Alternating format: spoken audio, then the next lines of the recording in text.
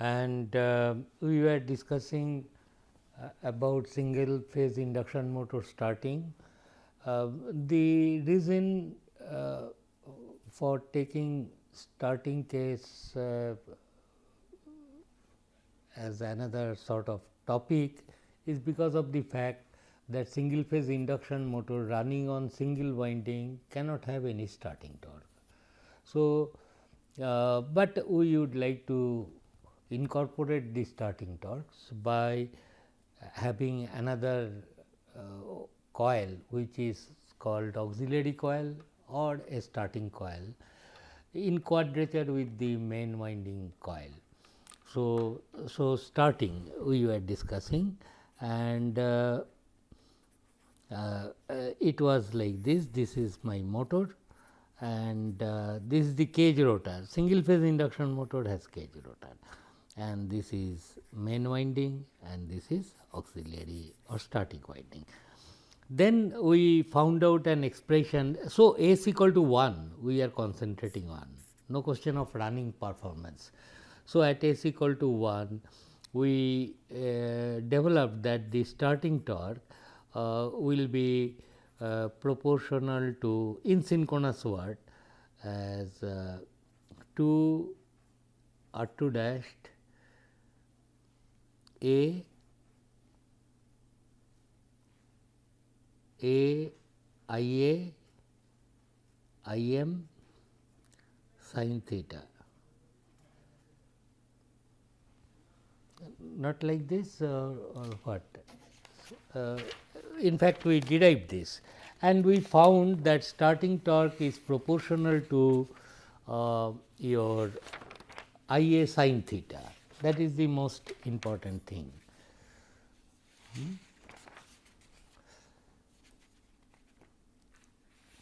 This is the thing. 2 R2 dash A IM IA sin theta, where A is the ratio of main winding turns is to auxiliary winding turns, Nm by Na. Now, the point is that the main winding impedance at S equal to 1, I told it is Zm, and auxiliary impedance is Za, and these two will be connected in series, and a single phase supply will be connected like this. This was the circuit. This extra element added may be a resistance. In that case, I call a resistor split motor. It could be a capacitive reactance. Then we will call it as a capacitor split phase induction motor.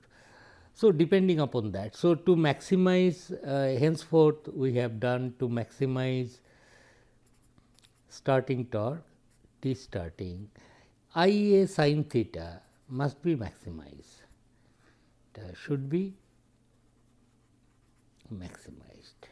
This is the crucial point. Zm we cannot play with because the impedance of the main winding is decided by from its running performances. Of course, after the machine is started, I will connect a switch in series with this auxiliary winding, and it will open up after the machine reaches say 70-80% of the synchronous speed, and then machine will be running on main winding alone. There will be no current, and it will truly run as a single phase induction motor. But to incorporate starting torque, we have to do like this. In my last class, I was telling you about the capacitor split induction motor. So, capacitor split phase motor. So, in this case, you will connect a capacitor here, Xc, and this current is IA and this current is Im. I did this, but final some formula I did not derive. I will very quickly do it so that you get acclimatized with that. So, here the thing is this main winding current and auxiliary winding current. So, the auxiliary winding current locus will be a full circle, okay, and it will be something like this. First I draw that thing, circle I draw first, and this is your center and this is your supply voltage, and this tip of the locus of IA will lie on this circle, whether on this side or that side depends upon the nature of the impedance of ZA. ZA, after you have connected this, will become equal to auxiliary winding resistance RA plus J auxiliary winding, inherent reactance, leakage reactance, and minus JXC. If XA is greater than XC, then the current phasor will be lagging auxiliary winding and it will lie here. But I have suppose connected sufficiently large value of capacitance, so that this whole thing becomes capacitive, then it will be lying here. And main winding current of course will lag the supply voltage like this, main winding current, and this angle is theta m. And to maximize Ia sin theta, the tip of the current phasor should lie, you drop a perpendicular through the center here, wherever it cuts, this angle is 90 degree. This will be your Ia. Therefore, the auxiliary winding power factor angle, effective power factor angle is theta A. That will be the thing. And since it is a circle, this is centered, so these two will be theta A, because these two are radius. So, theta A and this is theta m. Then I told you that from this right angle triangle, this is 90 degree, 2 theta A plus theta m must be equal to 90 degree. So, the thing is 2 theta A plus theta m is equal to 90 degree. What is theta m? Tan theta m. Theta m is known because Zm is known. It is nothing but Xm by Rm, is not. Therefore, at this point I can stop, because I will then be able to calculate tan theta A, and tan theta A is nothing but Xc minus Xa by Ra. So, tan theta A is known,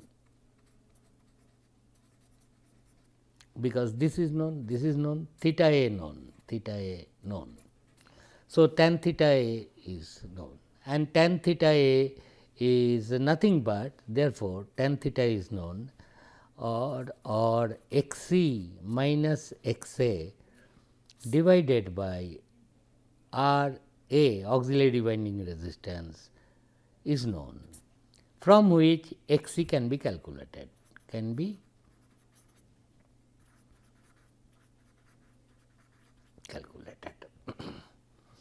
that is okay. But sometimes people find out a closed form expression for Xc in this way, just 2 steps, that is why I am doing. So, 2 theta A plus theta m is 90 degree. So, I can say that I can write tan theta m, tan theta A, I can write it as root over 1 minus cos 2 theta A divided by 1 plus cos 2 theta A, because this will give you sin theta A, this will cos theta A. So, it is like this, or tan theta A can be written as 1 minus 2 theta a is 90 minus theta m. So, I put it here. So, it becomes minus sin theta m divided by 1 plus sin theta m, is not, and therefore, your tan theta a will become equal to root over 1 minus sin theta m is nothing but x m by z m. These are all magnitudes, no complex numbers, divided by 1 plus x m by z m.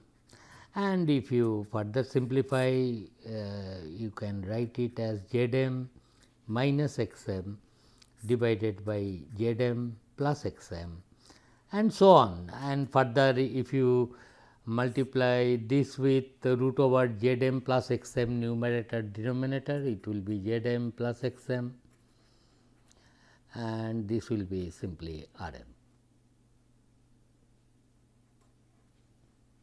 Is not? Several ways. So, tan theta is known.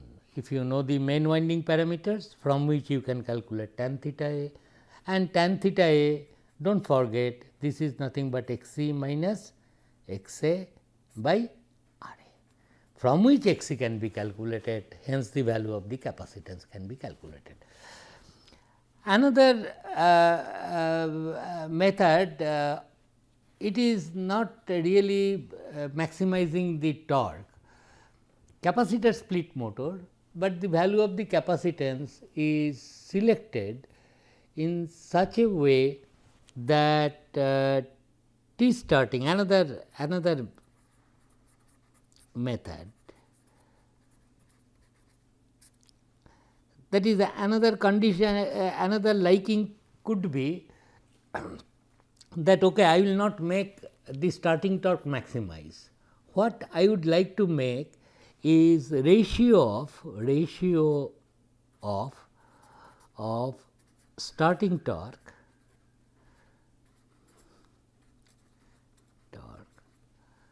divided by line current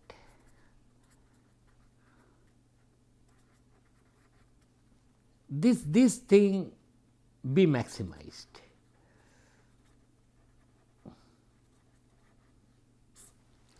What does this physically mean? That is, I would like to maximize the starting torque is to this current, line current I L. It means that every ampere drawn from the supply, you are as if utilizing for improving the starting torque.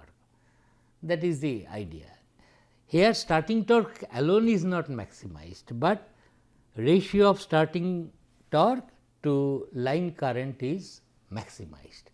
Of course, I will not do the derivations, but the how to calculate this value of x c I will just enumerate. It is also very interesting. It is like this. See, suppose this is the locus of the auxiliary current.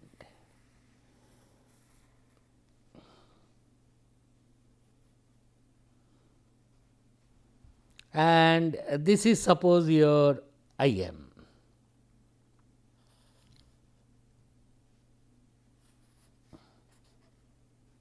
This line is I m, okay, and this is suppose your supply voltage. Because I have to show the I m plus I a is your line current. I L is what? I m plus I a, is not? I m plus I a is. So, this is I m and I a will be this way, because this is also your voltage axis. I a will be here. So, I m plus I a, and this one will be your I L, which I am not drawing. Depending upon your capacitance value chosen, your I a could be anywhere. Here you will get, or here you will get. So, and so far I have told that I would like to place this IA phasor in such a way that starting torque is maximized. So, it is put in such a way that it is here, drop a perpendicular, then IA sin theta will be maximized. This is precisely what we did earlier. But what I want to do now, the starting torque by line current to be maximized, it will be like this. I am not going to prove it, but it will be like this. This line current, if you from this point, if you draw a tangent to the circle, wherever the tangent is, from this point you try to draw a tangent, this straight line should become a tangent, then that will be the point. It can be shown that then this ratio will be maximized. Are you getting what I am at least trying to tell? And this will be your IL.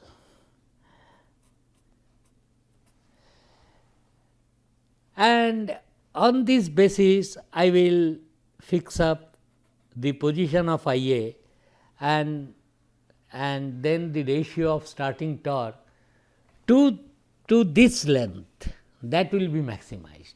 This can also be shown geometrically, which because of time I am not doing it. But I will certainly give you the reference book from which really I have been handling this starting of induction motor. Reference book you note down, reference book. It is a book by Openshaw Taylor. Openshaw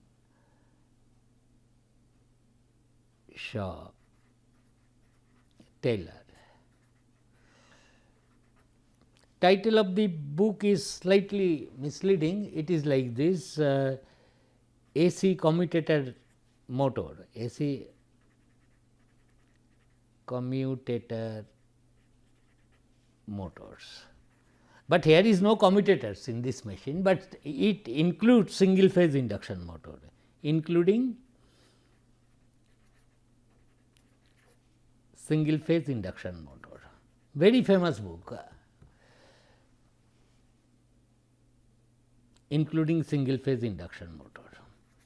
So, for induction motor, you can refer to this book. Okay? Openshaw Taylor is the author. Title of the machine is Performance and Design of AC commutator machine. Performance and design of, something like this, design of AC commutator motors, including single phase induction motor is not there in the title, but it includes that. So, you can have a look there. So, what is the last thing I told? That sometimes people opt for not to maximize the starting torque as it is, but they would like to see current drawn from the supply is also minimum, as well as this ratio you maximize. Okay. In other case, current drawn, okay, you get maximum starting torque, current drawn will be higher a bit, because position of this auxiliary winding current will be here, this length will be higher.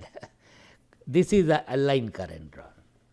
So, have a look of this also in this particular book. So, one can further go on telling about so many things, but better because time is limited, we will stop discussing single phase induction motor. So, in single phase induction motor, if I want to conclude what we have done, we have first developed the equivalent circuit of a single phase induction motor, which will run on single winding. Okay? That is what a true single phase induction motor will be, and found out the equivalent circuit. It is similar to that of a 3-phase induction motor concept. We developed it. At that time of analysis, we imagined there is another coil is present, imagined mind you, and that coil is carrying no current, only main winding carrying current. That will be similar to what I am telling a motor running on single winding.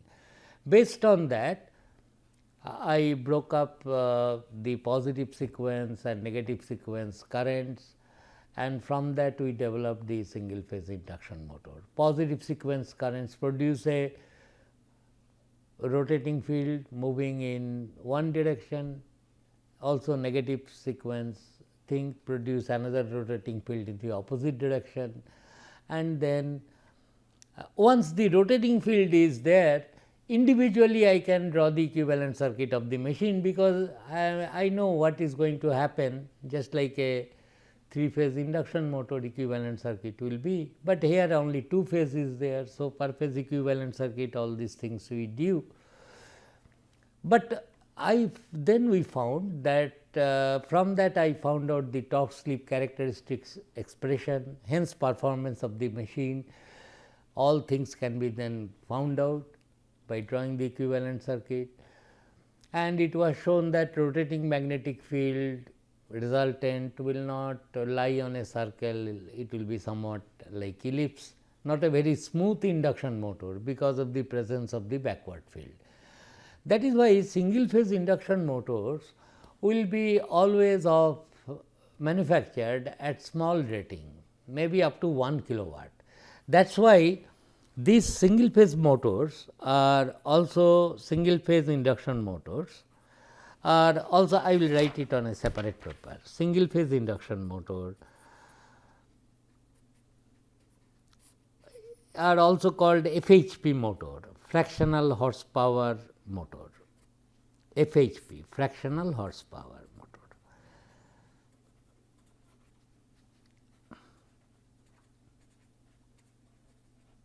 Maybe in your fridge it is used, maybe in some water pump in the field it is used, where you require very low power, because if you want to make a single phase induction motor of several kilowatts, that backward field causes torque pulsation.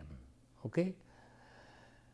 At this point, which I most probably did not tell, one thing I will tell, in single phase induction, see, in case of 3-phase induction motor, stator current frequency is F and rotor current frequency is SF, 3-phase induction motor, is not? That is what we have seen. Slip is very small, maybe 5%. So, if it is 50 hertz, rotor current frequency will be purely sinusoidal, and if it is 50 hertz running with 5% slip, the rotor current frequency will be 2.5 hertz. But in case of single phase induction motor, this is worth mentioning, single phase induction motor, stator current frequency is 50 hertz, assuming 50 hertz is the supply F. Rotor current frequencies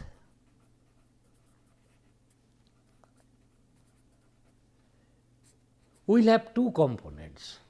Suppose the machine is running at 5% slip, one component will be SF, suppose S is the slip. Rotor current will have 2 components of current, one is SF, another is, and 2 minus SSF, mind you. Suppose if slip is 5%, it will have 2.5 hertz and another is close to 100 hertz, that is 1.95 into 50, approximately 100 hertz. Therefore, rotor current will have a 50 hertz component. If this is 50 hertz, another high frequency component 200 hertz, whose amplitude will be less, because induced voltage because of this impedance is higher. So, another current, high frequency current will be there. So, if you can see the oscillogram or in the oscilloscope the rotor current, it will be somewhat like this.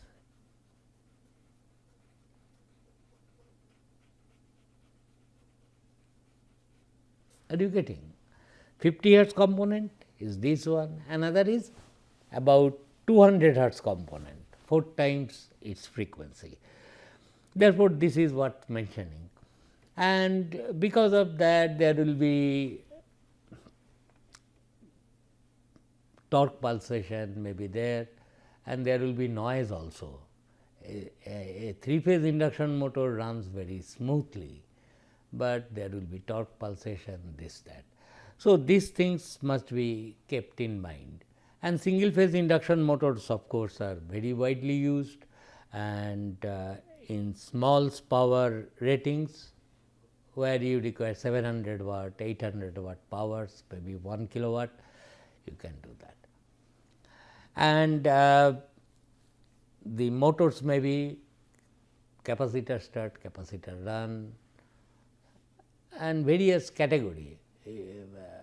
But from economical point of view, single phase induction motor, true single phase induction motor in the running condition should not, auxiliary winding should not play any role.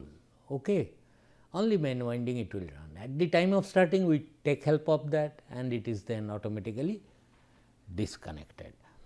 That you must know. Another point, I mean just I am asking you, and it is shown like this. This is your motors. Okay? And resistor split motors are not very much used, although it can be used if you want to economize the starting mechanism, but starting torque often is not much high.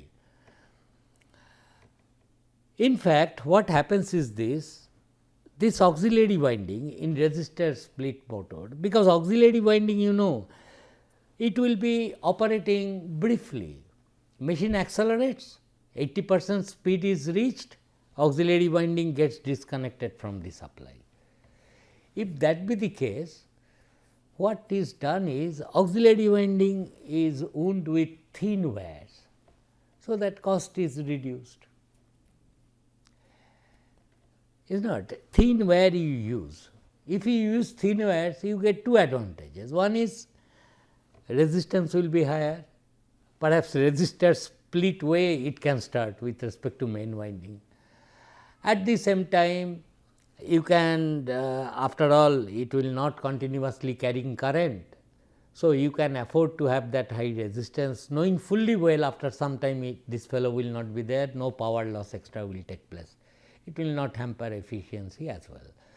Therefore, auxiliary winding I mean gauge of the wire is thinner compared to main winding wire.